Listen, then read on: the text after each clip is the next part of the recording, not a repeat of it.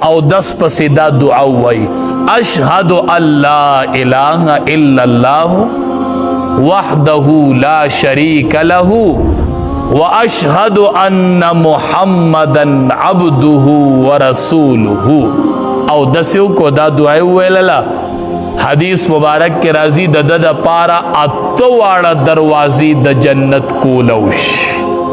د جنت ات دروازی د ته کولو پرتی دی چې دی او دسو کې او دادو نه چې او دس کې نه اکثر تی بوند و چپاتی یا تی مخ و چپاتی راومنډي به وای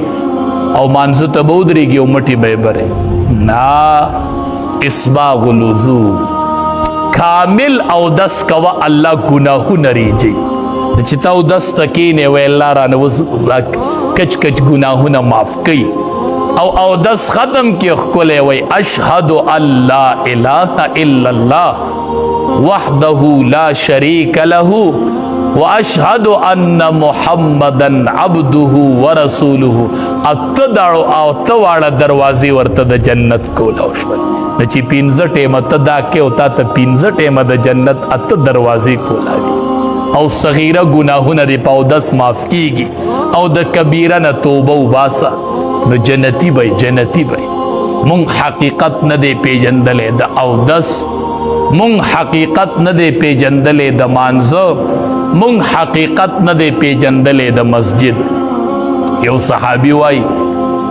وای د دواړو جهانو سردار یو ورځ او فرمایل مونږ تخپل واوریدل د دواړو جهانو سردار فرمایي ویړه می غواړي چې خپل رونه می اولیدلې خپل رونه می اولیدلې مونږ ورته وی چې د الله حبیب مونږ دی رونه نه یو وی چې نه تاسو زما اصحابي صحابه می رونه می هغه دي چې هغه لا دنیا ته اوس راغلي نه دي زه به یې لیدی نه یم او په ما به ایمان راوړی دا امت یادوي لا راغلي وي نه دي دنیا نو صحابي ورته وی ته به دا خپل رونه بیا پیژنې په قیامت کې چې تا لیدي نه دي راغلی نه دي نو ته به څنګه پیژنې بیا په میدان محشر کې به وپیژنې امام الانبیا ورته ډېر ښکلی مثال پیش کړو ورته وی چې یو اسی که نه و د هغه تندې سپینې او خپې م تکې سپینې خپې سپینې او تندې سپینې او دا اس خلق په تکو تورو اسونو کې ورپرېږدي چې تک تور اسونه لوک تور او پاغی کې ته دسی اس ورپرې دی چې تندیم سپینې خپیم سپینې وی دا اس پتاسو نه په دې تورو اسونو کې خطا شي صحابه وینا دا به څنګه خطا کیږي ته کې سپینې خپې دي سپین تندې دی او تا په تورو اسونو کې پرېښې تک تور نه خطا کیږي وینا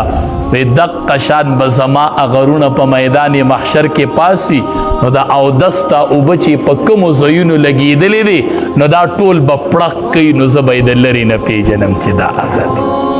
اودس چې دی کړی دا به پړق کوي دا به پړق کوي او دا به پړق کوي خو اسباغ الوضو چې کامل اودس دی کړی دا به ټول پړقونه کوي د قیامت په ورځ به